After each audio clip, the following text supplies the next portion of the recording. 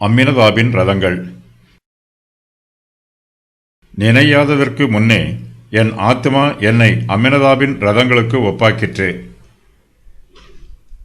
மணவாளன் மணவாட்டியை தேடி வந்து கதவை தட்டுகிறார். அவளோ மணவாளனுக்கு கதவை திறக்காமல் தூக்கத்தில் இருக்கிறாள்.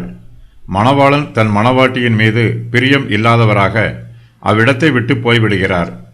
கிறிஸ்துவானவர் தம்மை விசுவாசிக்கிற ஆத்துமாக்களிடம் எப்போதுமே கோபமாய் இருப்பதில்லை. தம்முடைய சபையை விட்டு அவர் எப்போதும் தூர விலகி போய் விடுவதில்லை. கிறிஸ்துவே சபைக்கு தலையாக இருக்கிறவர்.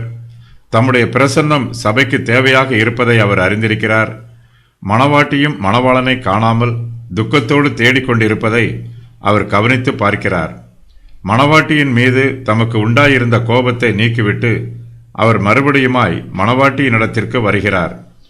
கிறிஸ்துவானவர் சபையின் அழுகையையும் புலம்பலையும் கேட்டு மனதுருகி தம்முடைய பிள்ளைகளுக்கு உதவி செய்வதற்காக தம்முடைய சபைக்கு திரும்பி வருகிறார்.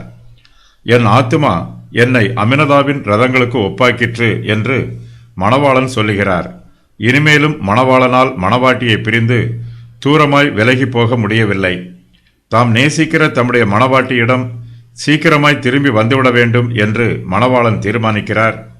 மணவாட்டியின் அழுகை குரலும் துக்கத்தோடு கூடிய விண்ணப்பத்தின் குரலும் மணவாளனின் செவிகளில் எட்டிற்று.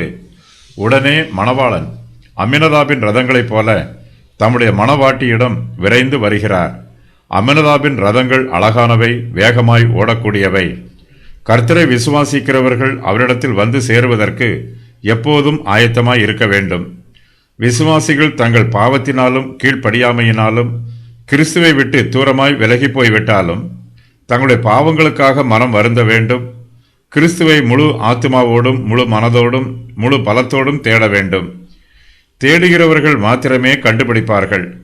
நாம் கிறிஸ்துவை தொடர்ந்து தேடும்போது, அவர் மீது தொடர்ந்து அன்பு கூறும்போது, அவரை தொடர்ந்து நேசிக்கும் போது அவர் ஏற்ற காலத்தில் நம்மிடத்தில் திரும்பி வருவார். அவர் சிறிது காலம் நம்மை விட்டு பிரிந்து போய் இருந்தாலும் அவர் ஒருபோதும் நம்மை விட்டு நிரந்தரமாக பிரிந்து போய் விடுவதில்லை. ஏற்ற வேளை வரும்போது நாம் நேசிக்கிற நம்முடைய ஆத்தும நேசர் நம்மிடத்தில் விரைந்து வருவார்.